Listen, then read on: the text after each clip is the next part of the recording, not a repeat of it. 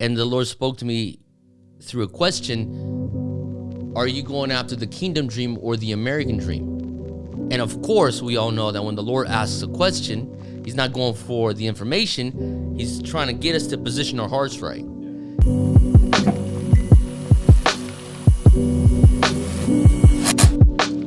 I've lost 12 to 14 pant sizes. Hey, welcome back to Irish Global Green Room. I'm here with my buddy Teo Hayashi, or T. I'm going to call you T. T is totally good. Yeah, totally good. And T is the leader of Dunamis movement, as well as many other things. Dunamis Greenhouse, you're one of the leaders of the Send. I could go on and on and on. I really could. I mean, you want me to? No. Father? No. Yeah, father's good. Yeah. And husband. Husband? Yeah. Those two go together, hopefully. They do. I've never seen it not go together. No, I have. You have, yeah. No, it's really good to have you, T. We go way back, We do. And knowing you has been a highlight. We go back like almost 15 years. Yeah. Well, I think a little bit more than that. No. 15, 16, 17? 15 years, 2008. Okay. So it's 15 years. Tell me, I want you to tell me what I was like 15 years ago. 15 years ago. Yeah. You were younger. A little bit bigger. Just a little? Just a little bit bigger. Yeah. As energetic. And I'll tell you, the first time I met Will, I was in a church in Rio, and Will was preaching with, I think it was a Global Awakening event, and there was just a lot of supernatural things happening at the same time. Yeah. And I was like, what the heck? And I was immediately attracted to the anointing on your life. Come on.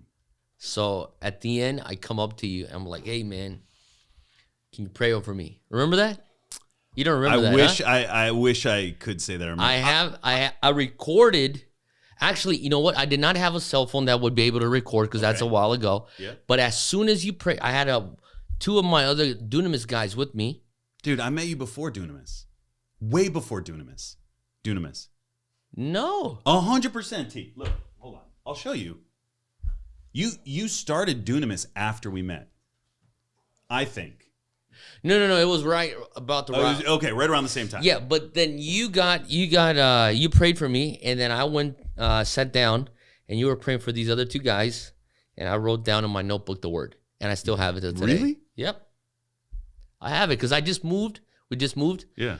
And I was, just getting all my stuff, and I ran into these notebooks, and then I was looking, and some of them have like the prophetic words. No way. And so I was like looking, I'm like, yep. You save July 2008. Yeah, I save it. The ones that are actually real prophecies. Wow. Dude, I remember rolling around with Randy, different churches. I can't remember which cities it was in. This was, if I'm not mistaken, this must have been Youth Power Invasion, Rio de Janeiro. Yeah. So I met you, and I met Guga. Yes, from same trip. Yep. Same trip. There was, my connect to you was, actually it wasn't, but she played a role, Chiemi. Oh my gosh. You remember her? I haven't heard that name in forever. Yeah, I know. I think she's in Norway now. But anyways, so she knew me from back in the day. So I'm sitting in the crowd, attending the conference, and somebody says they need another translator. I'm like, yeah, no, I'm actually good. They need you to translate. Okay. That's kind of how I'm gonna pull up a photo and listen. And that's kind of how I got connected to Randy, because then I was up there translating for Randy, and then we got talking and everything, and the rest is history. But okay, so you translated for Randy first. For Randy on that trip, and so because there was something happened to the translator that they had come in that apparently wasn't there. Have you seen this? No. Wow. We'll throw it up on the screen my so you guys can see it. We look young. I know. I think there's another one there. Right? So was that when we met? This was after we met. We met before this. Okay. Long story short, we go way back. Crazy. We go way back. Yeah. And so I'm constantly amazed at what God has done through you, through Dunamis, through your family. I say this everywhere I go when I talk about you. I say you're the greatest builder of our generation. Don't know, bro. Okay, T, like, come on, just don't be modest. Like, stop. Don't make it weird. Okay. Like, I get don't it. make it weird. I Okay. get it. Like, I get it. You're humble. Okay, we all get that.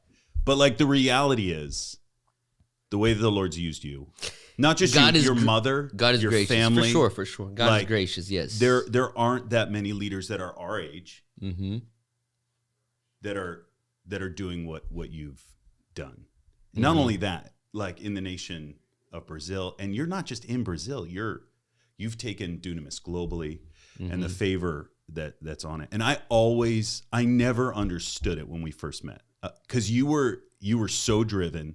And I was like, miracles, signs, and wonders. Like, that's what we got to do. And you're like, the word and theology and prayer movements and government. And I was like, what are you talking about? Like, yeah. Like from day one, you've always been a builder. It's been like, I tell people, I'm kind of like a mix of different streams. And so the best way, somebody once said, the Lord just took you on a cross-training journey. And so that's why I say it's by the grace of God, because all of these people that the Lord allowed me to graciously be connected to, and they were so, generous to pour into me. I've become a product of that mix. Right.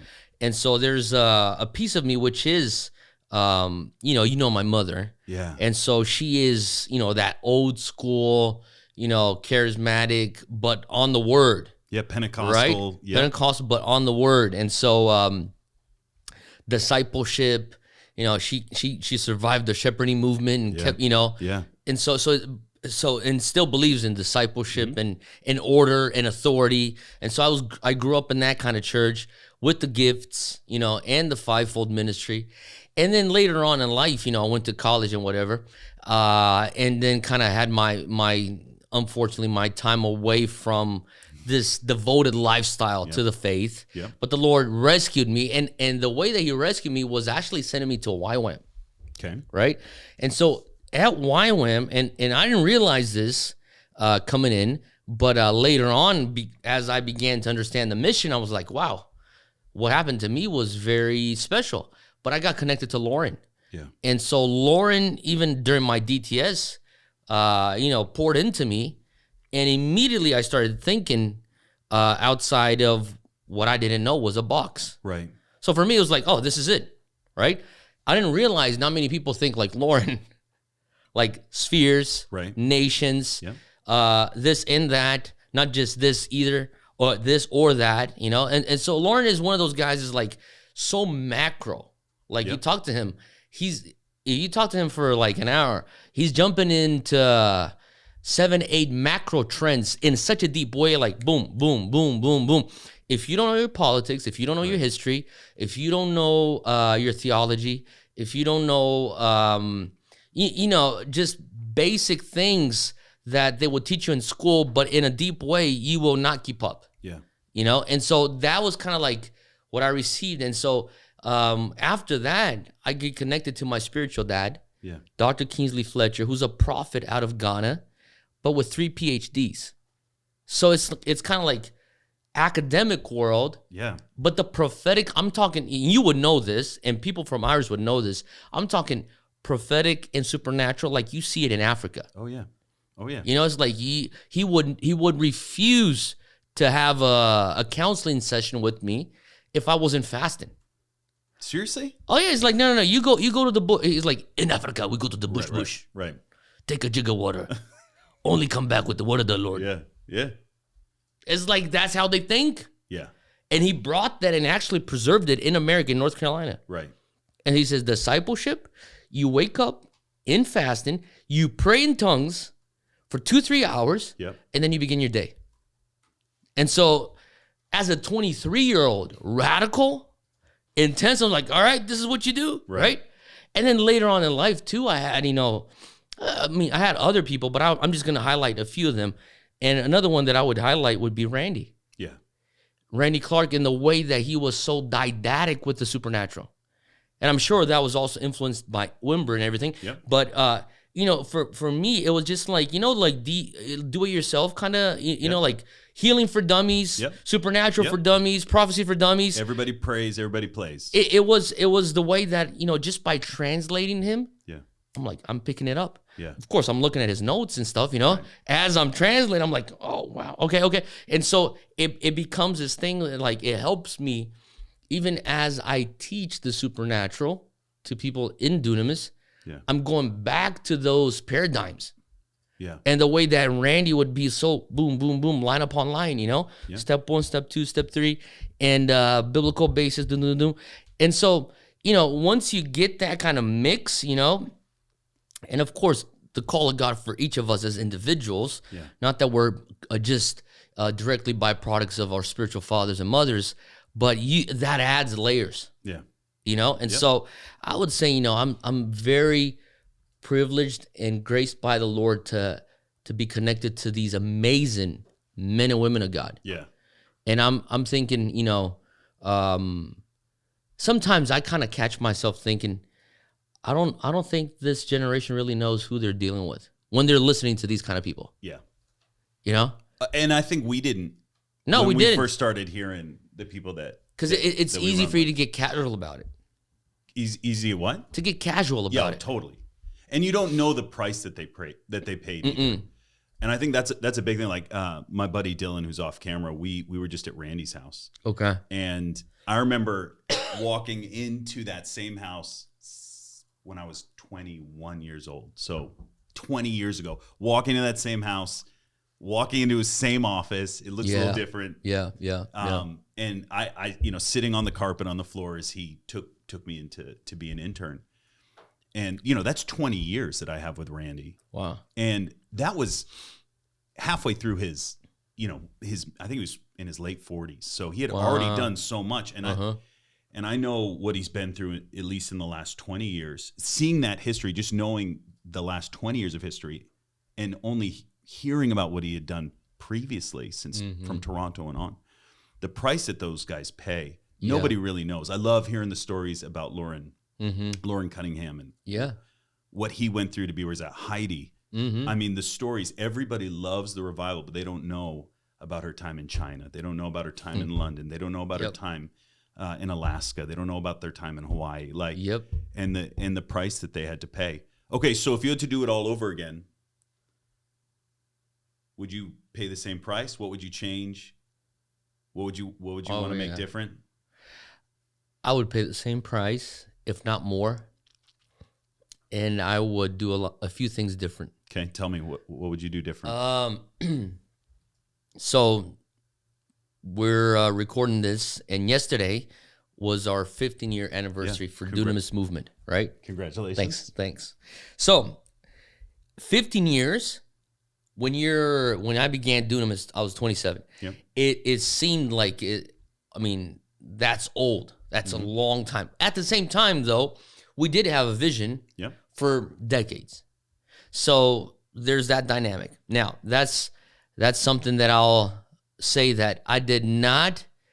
I would say things like, oh, let's think long term. Let's think play the decades game. Let's think our lifetime will be devoted to this. But you can't deny the fact that you're 27 and that you have these emotions thinking it's got to happen right now. Yeah. Right?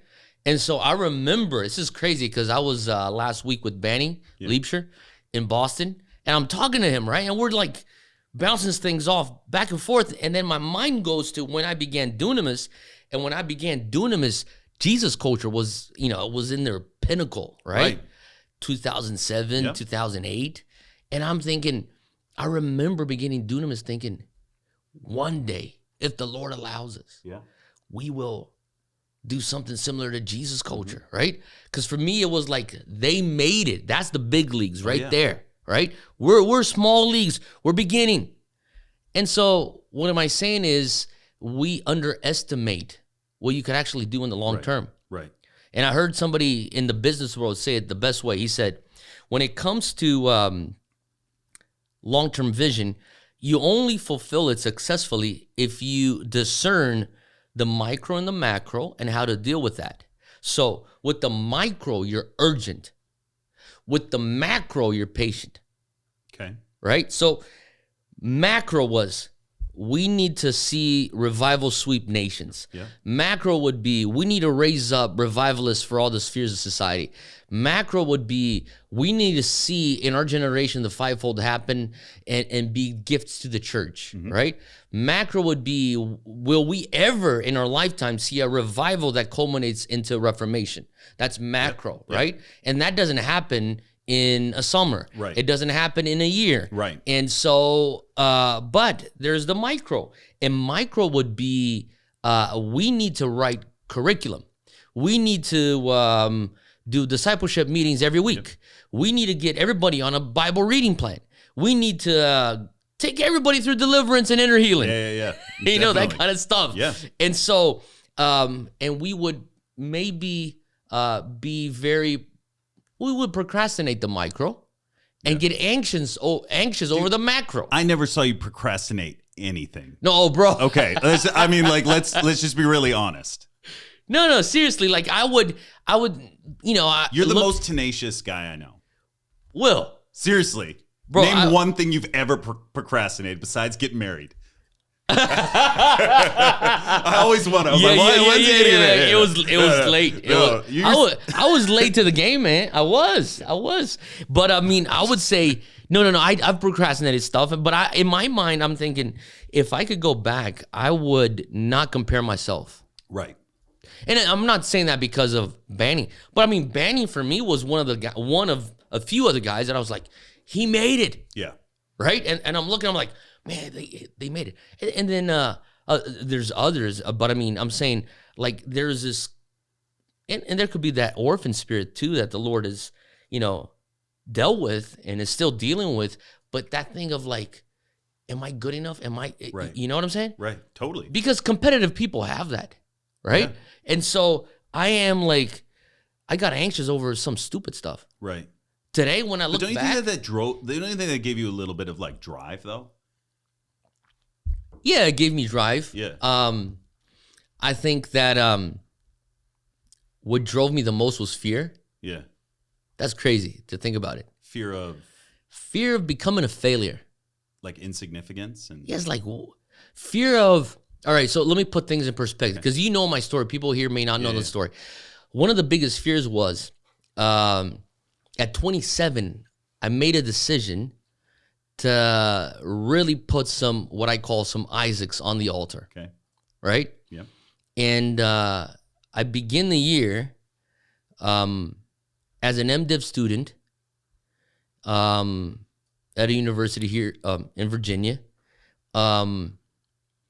On my way to becoming a U.S. citizen, dating a girl that I thought maybe something could come out of that, right. And with an offer to pretty much hang around here, and eventually you'll take over this church. Yeah. And the Lord said, he asked me for those four. And the Lord spoke to me through a question, are you going after the kingdom dream or the American dream? And of course, we all know that when the Lord asks a question, he's not going for the information. He's trying to get us to position our hearts right. Yeah. And so I knew immediately, I'm like, Lord, what do I need to do? And so immediately it was like, this girl you're with, she's my daughter. She's a God-fearing woman, but it's not for you. And thank God. And she's happy wherever she's at. I don't know where she's at, but I'm super happy with my wife.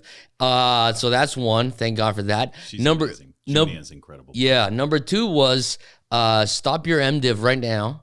Because I was getting like very, how would I say? I was just, not that being intellectual is wrong, but it became my first resort. Right. You know when you're like trying to resolve things intellectually. Yep. Before I used to resolve things fasting. Right. And it was like stepping out in faith. Yep. And maybe I wasn't mature enough to be where I was at. So that's one. And so the Lord says, stop that, and you'll go back to this later. Number three was tell the immigration lawyers to stop the process. You're not to become a U.S. citizen now. And I've never gone back to picking up the process. Number four was you're not to take over this church. And I said, Lord, so what do I do? And the Lord says, go to Brazil. And in my mind, Brazil had been already, I'm talking 2007. Yeah. So in my mind, Brazil has is evangelized. Brazil has Right. huge churches. I mean, you don't need missionaries to Brazil or, ministry in Brazil. And I thought I'd be more useful, 1040 window, Muslim world, Hindu world, Buddhist world. I thought maybe, Lord, if I'm putting these Isaacs on the altar, maybe I should be headed that way. And the Lord says, go to Brazil, reach university students. And the Lord spoke to me about a revival that would culminate into Reformation, but I would have to reach the leaders of the future of Brazil. And they were in the university campuses. And so I take a big step of faith, or at least for me it was, and a lot of people that were Spirit-filled Christians that understood the prophetic, understood the call of God in my life. Many of them discouraged me because they loved me, and they said, maybe you got this wrong. Maybe you didn't hear the word of the Lord. Right. And don't you realize that all these things are lining up to become the fulfillment of the prophecies that you've received since your mother's womb, and all these words and the promises, and yada. And so I'm like, actually, I get what you're doing because you love me and you're concerned for my well-being, but I have this conviction. I have to step out there in faith. So it's not like my worldly friends are trying to discourage me. Right. These are people inside church. Right. These are people that are kingdom family to me. And so when I get to Brazil, right, and I'm having to move back to my mom's place, and she says, like a good Asian lady, you pay up. It's like you're not gonna just sit around here. Right. You either pay rent or get your own place, right? And I'm thinking, all right, I got to pay bills, right? And so now I'm like teaching English, right? So now I'm like taking the public bus back and forth to law offices, teaching young interns that coming up from privilege in Brazil and treating me like I'm like their, employee or whatever, employee. And I'm like having to suck my pride. I'll give you English lessons because I need money to pay some bills. And so in my spare time, I would walk these campuses, prayer walking, praying in tongues, trying to figure out, Lord, did I hear you right? Right? So you took the word and started to implement it. I started to implement that. And now it's like, what drove me? Fear. Fear that I made the wrong decision. Right. So I was like, I got to hustle. Bro, I got to make this thing happen. I mean, not that it was me, but I'm saying whatever is in my corner to make it happen, I got to make sure I make it happen. Yeah. Right. And so for me, it's like, I'm not going to take it easy. It's like, it's game time. Right. So that's something that you have that a lot of people don't. And listen, I know a lot of leaders. I've met a lot. You have that in a measure that I rarely see, or I see people like start out with that intensity and then they get really comfortable. One of the things that I admire about you is you never seem comfortable. You're satisfied. You're happy. You have joy. There isn't you're not upset, right? But you constantly go after new vision, and you don't let go. Urgency. Yeah. Doesn't that get tiring? It does, but after a while, you just don't understand yourself without that. Right. It sounds kind of little psycho, but it's true. Like, I would not recognize myself if I'm not going after another W. Right. It's like, so like, that's why when I look at certain athletes or certain CEOs or certain leaders, I'm like, I like that. I want to be that. Yep. It's kind of like the David Goggins without the F-bombs. Yeah, just a machine. It's like, that's how I like, when I see David Goggins, and I'm thinking, that's how ministry people should be. And I understand not everybody should be like that. Right? But for me, it just makes me feel like, all right, I'm not a mean guy. So I asked you what would you change, but now I want to switch it because with the generation that's coming up, do you see that same drive in them? And you are like raising up a younger generation predominantly. I mean, you actually minister to every demographic in Brazil, and it's fascinating. But when you started, you were definitely college kids. Focused on college kids. It was millennials. Okay. So I mean, mind you, it's been 15 years. So beginning it was millennials. Then I mean, I don't know when the Gen Zers kind of stepped into college. I would figure maybe 6-7 years ago. Yeah. And so that they kind of came in, and they're definitely different. It bugs me a little bit that they don't carry the same edge as the past generation. Yeah. But they carry curiosity and openness. Yeah. They're very open. And so it's not like you're having to beat them in an argument till they open up to receiving prayer. Like you used to have to do that with the millennials. Yep. Right? They're very open. They're like open to whatever's the unknown. But yeah, the resolve to keep at it, to maintain, I think that is something that bothers me. But I've also noticed that a lot of them, they never were taught that in their own homes. Yeah. And driven. Yeah, and just like a lack of good fathering. Right. You know, I've seen like a lot of them is, and this is also what I've noticed in this new generation. When I would say, I'm thinking to myself, maybe I'm being a little bit too direct here. Maybe I'm being a little bit too confrontational. Mm-hmm. Maybe I should tone down. And they're taking it, right? And they might even be feeling it. But give it 2 days, many times they come back and they're weeping saying, thank you. Yeah. And I said, thank you for what? I just called you out. And they're like, you love me. Yeah. And that for me is like, bro, they never had a dad to actually put them in their place. So there's like this deep thing inside of them. Like, I wish I had a dad that would actually discipline me. To tell me, get up, go to school, practice time. Yeah. You know, you got to do your drills before you go. Or did you memorize your Bible verse? Or I don't know, you know, it's dinner time. Oh, do the dishes, take the trash out. Some of them come from like such broken homes with no structure that even a little bit of discipline, it just like hits them in a deeper level of like, I feel safe. Right. It doesn't feel good to be disciplined, but it makes me feel safe. Yeah. Right. And so I have this group that I do discipleship with. Is maybe it's between always 15 to 21, 22 guys, right? At a time. How old are they? They're youngest 20, okay. Oldest 33, 34. Okay. So right there, right? And they meet with me every Friday morning, and we just go at it, right? It's my discipleship group. Okay. And people know that if you're in my discipleship group, like, I mean, we got small groups all over church. You know, this is like our church setting, Zion Church, right? Mm-hmm. We got discipleship group. We got small groups, whatever. You can serve as a volunteer, as a small group leader. You can serve in a ministry team, whatever. But if you're part of Pastor T's discipleship group, we call them the Goonies, right? Just because it was my favorite movie growing up. For no other reason. You okay? So it's like, if you're part of the Goonies, okay, it's like he's going to require some stupid stuff. Like what? Like one time I would just have a mat out and be like, let's see who taps out today.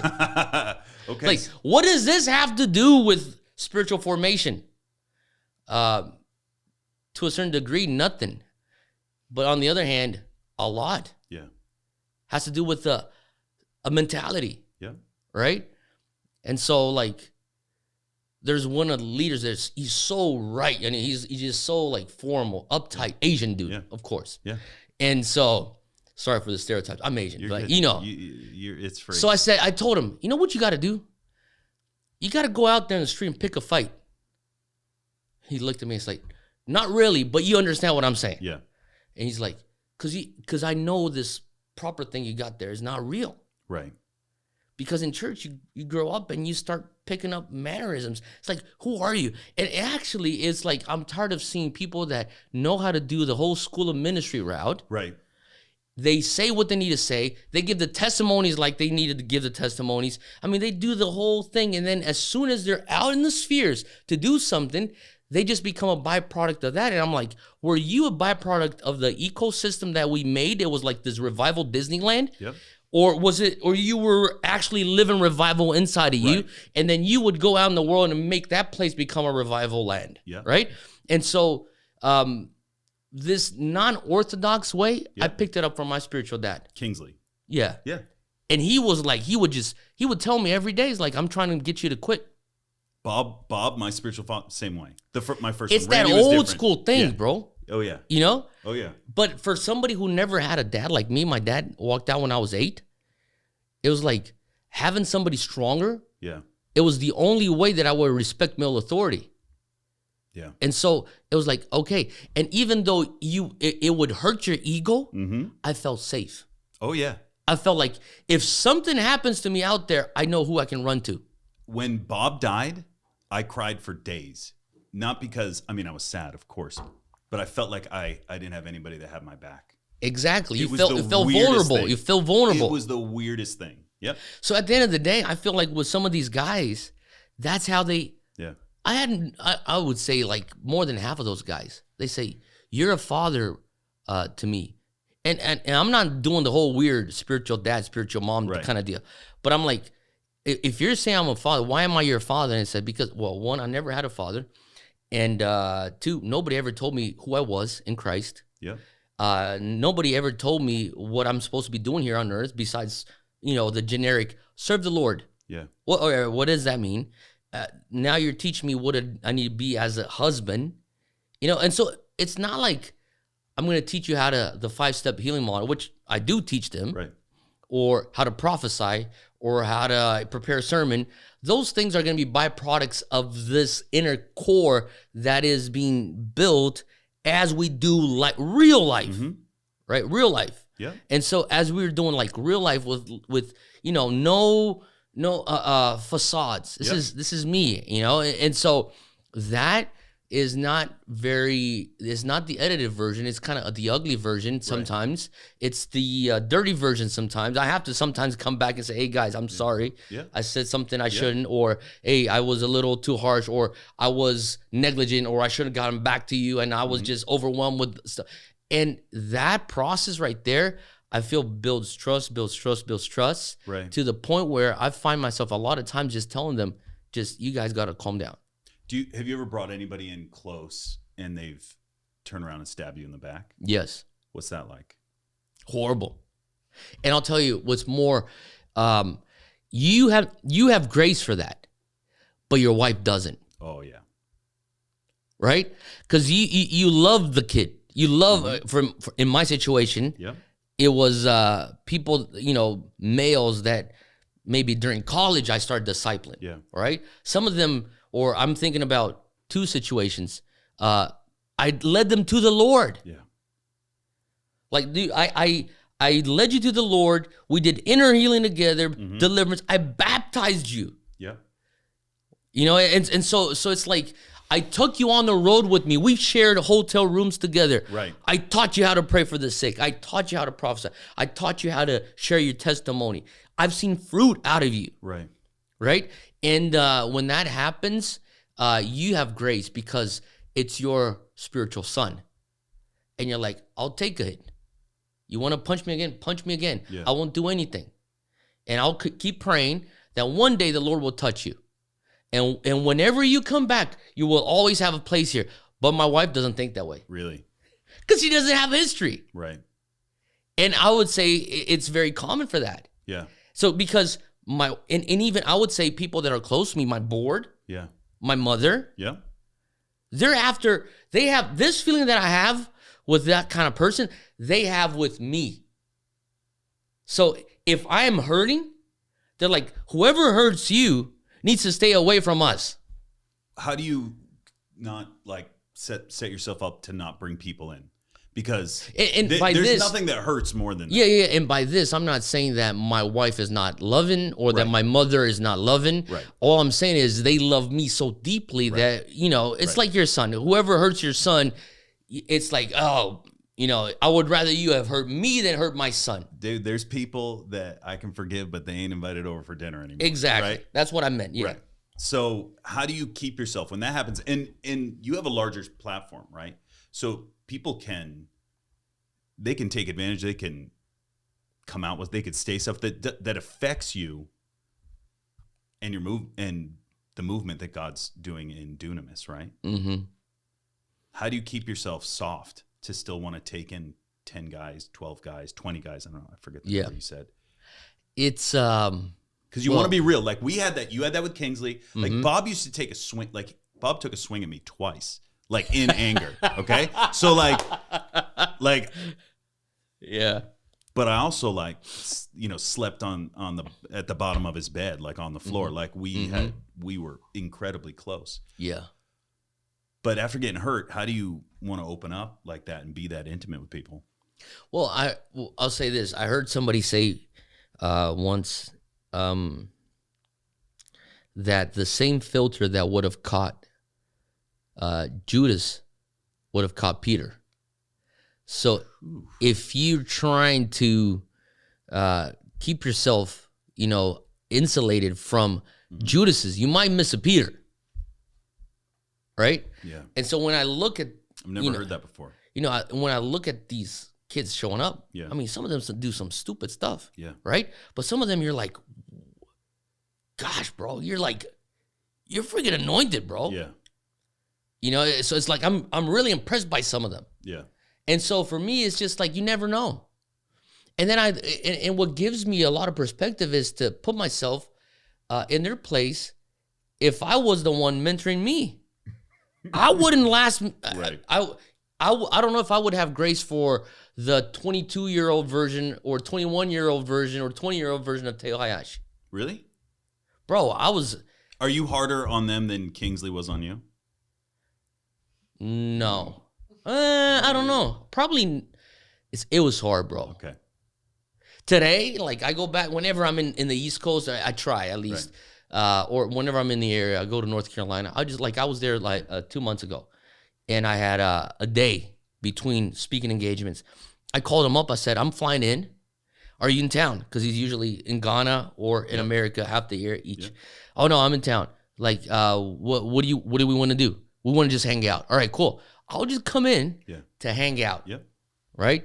We'll go, get sushi, whatever, watch boxing fights together. Well, I mean, that's what we did, right? Yeah. And we still do. And today we have this father-son relationship that is very different from the father-son relationship I had when I was 23. Yeah. When I came out, I showed up at his doorstep. And I look at my version. I mean, I'd do some stupid stuff. I love Jesus with everything. I mean, like, I'm back. I'm serving the Lord. Yeah. But there were times I'm like, what were you thinking? And sometimes I have to remind myself of that when I'm talking to the young guys that I'm discipling today, because I'm thinking, actually, these guys are better off than I was at their age. Right. So it gives me a little bit more perspective. Yeah. And so I would say, thinking about that, and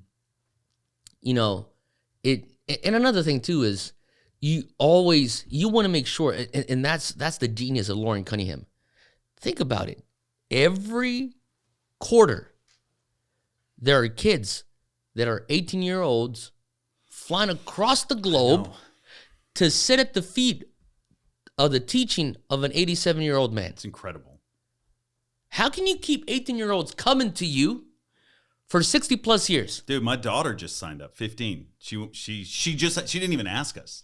See? She just signed up to go out there for their week-long So thing. if you have young blood coming into your organization, you're always fresh. Right. So I'm having before. All right. So this is a cool thing that I thought about. So when we began doing them, I was 27. Mm-hmm. So it's not college age, but I mean it's close, right? You're probably graduating with 22, 23-year-old, a regular college student. So you're like 4 years out, maybe. So you're still a byproduct of that environment, right? So it's not like you're not relevant because you have this relevant intentionality in you. Okay. No. You're just a byproduct of your environment. So everything you do, your friends are probably college-age kids. They're young adults. They're in their 20s. The guys you play soccer with, the guys that you do like in Brazil, churrasco with, the guys you go to church with. Yeah. If you play in a band or you're a musician, the guys that are playing with you. Right. So it's kind of like you're a byproduct. The youthfulness is a byproduct of your environment. Yep.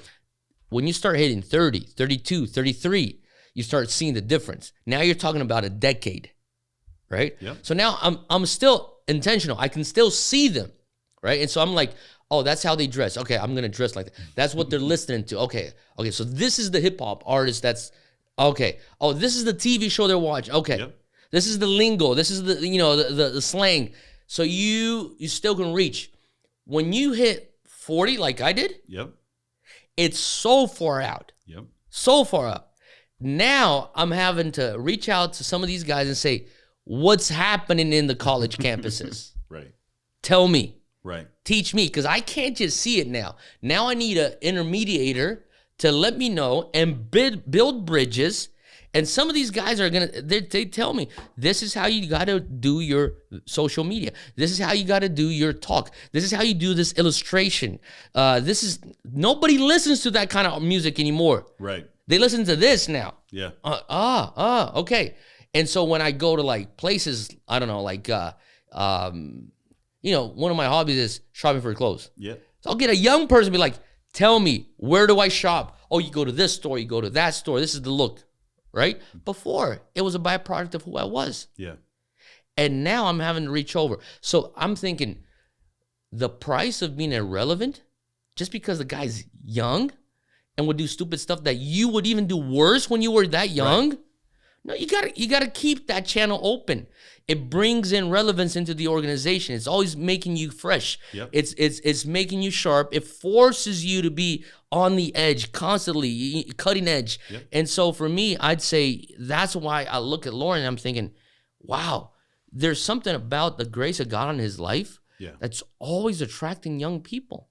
Always. Yeah. Right? I'm having to make an effort to keep myself connected to the young generation. Yeah. This is just who he is. And so for me, one of the things that also keeps me connected to the young generation is picking up, kids that aren't as wise as I think they should be. Right. But then again, if I put myself in their position, they're probably wiser than I was at their age. Yeah. But that keeps me sharp. Does that make sense? Yeah, totally. What are some of the things you look for really quickly? Like if you're going to take someone on, what are some of the things you're looking for? I would look for humility, teachability. Yeah. Teachability. Humility, fun, sense of humor. Yes. I want to roll with someone. Self-awareness, mm-hmm. because you're not supposed to know what to say, the right things at the right time. But if you're self-aware, right, that's huge. Initiative. It's like you need to be willing to be helped more than I want to help you, and I really want to help you. Right. Like I really want to pour into you, but if you don't have more hunger to be poured into than my willingness to pour into you, I feel like I'm always pushing you. Yep. And then I become the aggressor, and I don't want that. Right? Okay. I want you to draw out of me. I would say that. And I would say also, for the nature of what we do, you have to really love the supernatural, and you really have to love the word. Yeah. And also the nations. Yeah. Like, I'm not going after Brazilians. I don't want Americans. I don't want you're Japanese. Right. Bro, I could care less. Whatever nationality, ethnicity, as long as you can think more than one culture. Yep.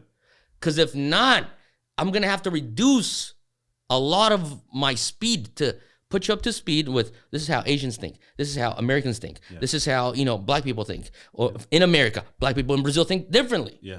This is how, Koreans think, which is not the same thing as Japanese.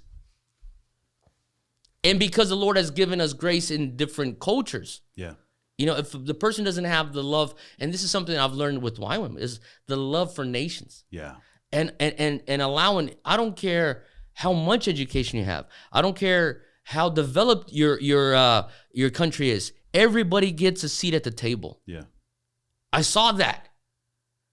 Like, I remember as a 20-year-old coming into my DTS and Lauren telling me, you are the future of missions. He didn't mean myself. Right. What he meant was my demographic. I'm like, what do you mean? And then he went on, this is the year 2001. He went on to say, you have to understand in missions today, where where Christianity is growing the most. It's in the global south. I'm like, what's the global south? He says, Latin America, mm-hmm. Africa, South Asia. Mm-hmm. I said, yeah. Mostly Pentecostal growth. Yeah. Almost entirely. Exactly. And so he's laying it out to me. He's like, do your math. I'm like, huh. He's like, you are the future of missions. Right. And then he goes, lead me. I'm like, he said this to you in 2001? Bro, I was a DTS student. You were a teenager. Yeah, man. I was young. Yeah. And stupid. Yeah. Just came back to Jesus. Yeah. Right? So how empowering was that? It's crazy. I'm like, what? Right? So for me, that ability to see, and that's what I think is key to keep movements multi-generational, is to see those traits, because they're gonna come in very how would I say, infant stage. These traits are like very initial stages. Yeah. And if you could just see it and be like, all right, now I'll create an ecosystem. It'll just spring up. It'll be like a greenhouse. Boom. Yeah. It comes up, Yeah. No, it's so, dude, I'm just thinking of time. I could sit here and No, go let's go. on I'm and good. on and I'm good. on. But we've heard a lot about the previous 20 can I just say years. something? Yeah, you can say whatever you want. When I saw you, Yeah. that's what I was like, who would allow? Because as much as anointed as you were young. Super young. Not just young, I was immature. But you were young. Yeah. I could see, like, this guy's my age. Yeah. You're 40? If not younger. You're 40 right now? You're 42. And so I'm like, if not younger, I'm like, and they're giving him a platform. Yeah. So for me, and then that's also another thing about culture that I think the Americans have an upper hand on the Brazilians, is because there is this culture of 18-year-old. When you're 18, you're out of the house. Mm-hmm. And that's not the same in Brazil. So it forces you to make stupid decisions and learn with your mistake early on. Right. And then you kind of get in the groove of actually making mature decisions before this more conservative approach of saying, oh, everything is so insulated here. Yep. And I'm talking not everybody in Brazil. I'm talking like people that actually have the ability to provide this insulation and stability for their kids. Yep. And so it's very like, hyper protected. Yeah. Because even during college, it'd be normal for, especially in the big cities, kids would go to college and still live with their parents. Oh yeah. No, when I married my wife, she was still living with her family. I mean, she was 24. Yeah, it's very Latin, of the Latin culture. Yeah, I kicked my son out at 15 to go work in Texas over the summer. See, bro, I was yesterday, I was in Washington, D.C. Yeah. I was meeting with like, he's a church leader, but he's kind of like my big brother, because our church in São Paulo was, to a certain degree, planted by this church in Pennsylvania. Mm-hmm. Small Pentecostal church there, whose senior leader was my mom's pastor. Yep. And so they had camp, they had youth camp, whatever. And my mom would send us to go do summers there. Yeah, like 14 years old. Right. Bro, I get there, it's like Central PA. I mean, close to Mechanicsburg. Yeah. I'm talking Shippensburg, bro. Ugh.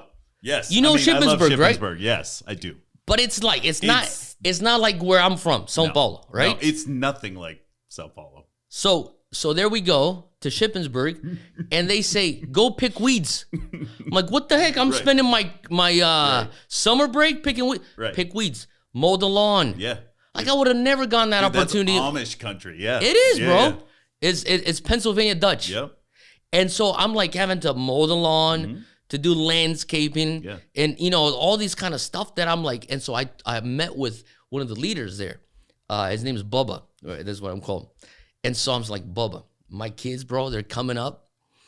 By the time they hit 13, 14, I'm shipping them your way, where nobody knows what a Hayashi is. Yeah.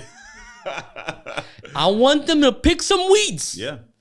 And cut some lawn, mow some lawns. Yep. Because this is important. Yep. So that mentality of like very industrious and very like independent. Yep.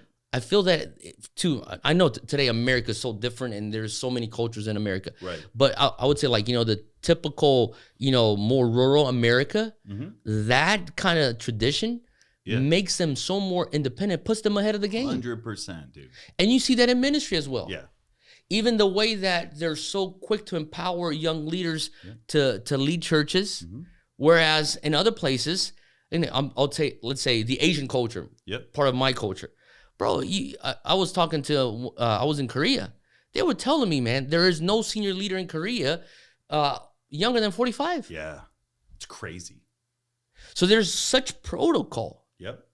You know what I'm saying? Oh yeah, no, it's I hope I'm not offending Pennsylvanians or Koreans or anything. Listen, I would take somebody from Shippensburg any day over somebody from one of the best ministry schools. True, right? I mean, if they're industrious, that has work ethic. If they got work ethics. You can teach the skills, you can't teach the ethic, you can't teach character. And those guys have character. We have somebody, she's been on our schools and our podcast as well. Her name's Liz. She runs our farm in Mozambique. Wow. She's one of the greatest humans I've ever met. She's one of the greatest disciplers that we have. In my opinion, as a missionary in the entirety of Iris. And she grew up on a farm. Wow. And she actually came to our school thinking it was a farming school, harvest, because our school's harvest school. So she was like, after 2 weeks, she's like, when do we learn how to plant things? And she's That's one hilarious. of the most amazing people that we have. I'd take a farmer ethic any day over somebody that just has ministry drive and knows how to do a few words of knowledge. T, next 20 years. Oh. Are you going to run for president? No, never. Okay. Why? Because I understood that I'm more influential outside politics than in politics. That's crazy to think about. It is. Hold on, time out. What did you just say? You just said you're more influential in the nation. I'm more influential outside politics than inside politics. And I learned this through a pastor in Brazil. Okay. Who's very influential. His name is Malafaia. Yeah. And so when I was talking to Pastor Malafaia, and he said something to me that I was like, what? He says, do you know, like today in this position, I could raise up Congress people. I could raise up senators. Yeah. I could disciple them. And once they're there, they're still going to look for wisdom coming from me. Yeah. Whereas if I'm there, well, one, you have limits to what you're able to do. Yeah. You know, a lot of these Congress people that come with the same values that we have, it's not like they're not doing anything. It's like they can't. Right. There's limits to what you can do. And of course, we need them there, but there's limits. It's not like it's a free-for-all. So he was explaining to me, it's like, and in this position, he says, I could speak to both sides. Yeah. You know? And so I feel like, not that I'm above anybody, because that's not the mentality. The mentality is, if I will operate within the sphere of grace Lord has given me, right. I believe that I can raise up future politicians. Yeah. So if I can raise up future politicians, why would I be one politician right. and then interrupt this flow? And not that the Lord can't use somebody else, but in my situation, interrupt the flow of raising up other politicians. It's brilliant, dude. Does that make sense? Totally. And you can see, I mean, you saw the president, and I know there's things you haven't told me, but just the stuff that I've seen, you know, the president wanting to come to the Send, you guys packed out 3 stadiums or 2 stadiums and half, you know, I was there when you guys were like, we're not going to let him come. And then he came, you know, like, and I'm sitting there going, my buddy just shut down the Prezi of Brazil from coming to an event. Like if we would have had that conversation 15 years prior, like, hey T, one day the president's going to want to come to an event that you're putting on. Oh, I'd be all over him. Yeah, you'd be like, yes, God. You'd be like, yeah, God. Let me get a selfie. Yeah, and T, like, it was one of the most surreal moments. Watching you navigate that and the wisdom, it blew my mind. You know what I've found out? It's like it's the long-term game versus the short-term game, right? Right. And the more that I study revival, and we all love revival, but there's something that is not, you just can't run away from the constant long-term results of discipling a nation through the sphere of church, education, and family. Yeah. Right? So I would say, you know, the sphere of, I'm coming from a 7-sphere paradigm, right? And so, and of course, people would say, oh, there's not only 7, there could be more. And I get it. But let's say, if we're talking about the 7-sphere paradigm. The 7 mountains. By the way, Lauren Cunningham. Yeah, for sure. Yeah. Bill, what is it? Bill Bright and Lauren Cunningham. From Crew. And so I would say, and Lauren would actually say this, the power spheres would be politics and business. Now, you could see a quick change if you take those 2 spheres. They're quick changes, right? You put in, let's say, this is perfect scenario. If you vote in a biblical minded president and a biblical minded Congress, you'll see changes fast, right? Yeah. And you go 2-3 terms with that, bro. You've reformed a nation, right? Now, but what are the odds of that happening, right? Now, let's say if you raise up, 100 billionaires that are kingdom-hearted, kingdom-minded, biblical-minded, right? You'll see a lot of change quick. Now, you have to also take in consideration that business, money, and politics, power, these two things are very tempting. Oh, yeah. Right? Oh, yeah. There's a lot of temptation with a lot of power. There's a lot of temptation with a lot of money. And if there's a lot of temptation, there's a high probability of corruption. Yeah. Right? Now, on the other hand, you have family, you have education, and you have church. I mean, you would think that somebody who's part of a church would be part of a church till they die. So that's a lifetime. If you're born in a family, you're part of that family till you die. So that's a lifetime. Yeah. Education, let's say 15 years, maybe 25 years, right? So that's a good chunk of time. It's over a decade, at least. Yep. And so you have, it's more of a long-standing relationship with these spheres. Yep. And it's very low probability of corruption. And if you see, like, at times we tend to, and I think it's unconsciously, we tend to not invest so much in church, in family, in education, or at least lately we haven't. And I'll speak of Brazil or the West, right? And then we try to make up for lost time with, let's vote somebody in. Right.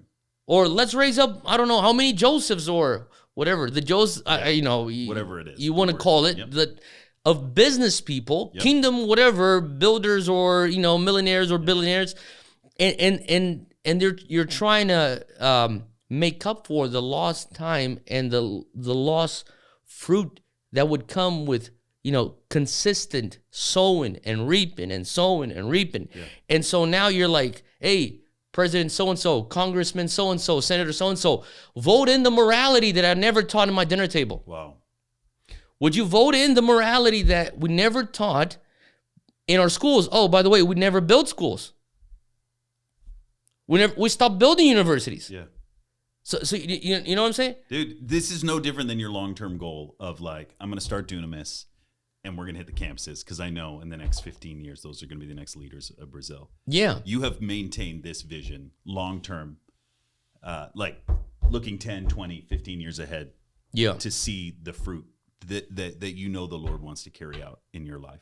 It's incredible. Like I said, and I started off by saying you're one of the greatest builders of our generation, and you're like, no, I'm not, and you can't say that, and I'm humble, and like you're actually are very, very humble. It's not that maybe I'm humble, but I mean, humility does not mean timidity. Yeah. But what I'm saying is like when you're aware of where God brought you out of. Yeah. It's like I think at times I'm like, I am the least probable guy. I was never a good student, Will. I was never a good student. I graduated with a 1.6 GPA. Dude, but that means nothing.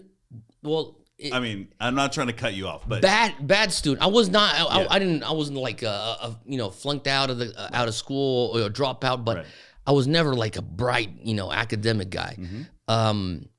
I was actually like the black sheep of the family. All my cousins were serving the Lord. I was out there, in the clubs doing crazy stuff. I didn't have a father. Yeah. Our church was never it was never mega. Yeah. Junior and I took over the church with maybe 350 to 400 members. Yeah. I mean, for Brazilian standards, that's small. Yeah. Right? And so we never there was no lack growing up, but we never came from money. Yeah. And so I'm thinking, wow, God, I've never felt like I fit in. Yeah. I never fit in with the Japanese community. Yeah. I never fit in with the Brazilians. Yeah. When I came to America, I've always felt like I was a stranger. After spending a decade in America, I never felt like I would fit in back in my own country again. Yeah. Like once you move into other countries, you kind of feel like you're misplaced. Totally. So it's kind of like that thing. And so I've always seen that as weakness. Mm. And then a few years ago, the Lord started speaking to me about this is actually your strength. Yeah. So I'm very aware that the Lord takes, our weakness and his grace is perfected on top of that. Yeah. Like Paul says. Yep. You and I were having a conversation a couple of years ago when things were there was tension around race. And, Yep. And you said something to me that I never saw. I literally never saw it until you said it. You said, Will, like, you don't have that issue. And I know it's weird. It's weird to say that. But I was like, man, I need to be focusing on these issues and all these issues that are coming up and the younger generation screaming about. You're like, Will, you don't have to focus on that. Like, and I was like, what are you talking about? Everybody's saying, you're cross-cultural. You married a Latina. You have mixed kids. And I was like, oh my gosh, I do. Like you lived in Africa. You lived in Africa. The nations you lived in Paraguay. You lived. I was like, oh man, dude. I know we can keep talking. Yeah. But I also know we got to go and have some dinner. And more than shooting a podcast, I want to get some time. Let's do it. Out. Yep, let's do it. Even what I was just saying, dude, the impact that you have had on my life, even those little moments where we're just hanging out, having fun, they shape me, man. And out of all of my friends, and you're not just like a minister. I know you're a friend. At least that's how I feel. Oh, for sure. You're a deep friend. I know this might not mean anything, but one of the greatest moments of my life was standing in Morambi Stadium. Wow. Next to you, watching you come from being at the first Dunamis event, where like you hand built the Dunamis sign out of like boxes, and at your mom's church, and then fast forward, standing in Morambi Stadium next to you, with Randy Clark standing next to me. Wow, was one of the greatest moments of my life, not because of the numbers. I mean, we have always stood in front of numbers, but just being a part of that moment. The significance of it. Significance has marked me, and seeing the way that God has used you and is continuing to use you, it inspires me. T, like you're always on the cutting edge, man. And when I grow up, I want to be just like you, man. Legit, you're an inspiration. And man, I'm so grateful for your life. Not just you, but your mom, your sister, your whole family, your whole team. I'm so grateful for what you've done, and that I get to at least sit on the sidelines at times and watch. It's a massive blessing, dude. And your friendship means the world to me. And for all of you guys that are watching this, if you don't know about Dunamis, I know we just jump right in because that's what friends do. How can they find out more information about you? You go what you're doing. You can go to our YouTube channel, Dunamis Movement, Instagram at Dunamis Movement. I think TikTok, Dunamis Movement, Twitter. What else is out there? All the things. You have schools. You have. We got schools for short-term schools, long-term schools. 20 years from now, where are you at? 20 years from now. Just really quick, we'll end with this. I really want to see the nations. And so Dunamis expressions, Zion Church expressions in the nations. I want to see the guys that I'm raising up. Married and on fire. Oh, can I just say something real quick? You say whatever you want, dude. Bro, one time I was going back to my spiritual dad. We met up in New York City. He was preaching there. I was there for, I don't know, for whatever reason. It just kind of one of those things. It wasn't planned. It was like, and so I saw him. I'm like, I said, dog, you would be proud. You got to come to Brazil. You would be proud of what God is doing there. I'm kind of like tuning my horn, right? And in his wisdom, he's like, well, revival with single people, that's the easiest thing. I'm like, bro, you just kind of, and he's like, you call me when all those young men that you're saying are on fire for Jesus get married with on fire women, have kids, and they have revival in their homes, then maybe it's revival. What a good word.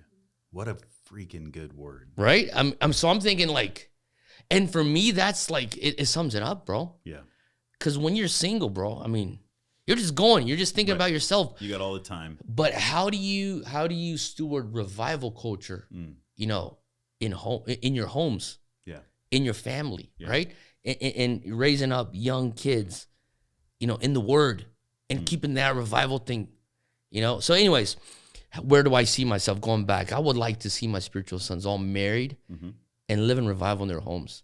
I would like to see my kids on fire for Jesus. Yeah. Right? My kids will be probably 27, 25, 22, and 20. Yep. What would it look like for them to be on fire for Jesus? Yeah. They don't need to be preachers. They don't need to be pastors or whatever. You know, they want to be an artist, want to be an athlete, want to be, you know, a business guy, whatever, a teacher, whatever. As long as you're on fire for Jesus. Yeah. Right? So I like to see that. I'd like to see the university up and running, which is something that we're really, you know, that's our next big Goliath. In Brazil? In Brazil and in the nations. Yeah. That's what I want, man. Yeah. And so, and I would love to see, like, you know, my Brazilian side would love to see our country in a better place. That's awesome. Yeah, and hopefully America too, huh? How about the prophetic? Do you want to see that in a better place? I want to see the prophetic in a better place. Dude, I do too. No prophesying presidents. No. If we could just keep away from that. Dude, it's nuts. People are nuts. We're going to have to edit this thing. Healthy marriage. Funky. We're going to have to maybe cut out some of that there. Dude.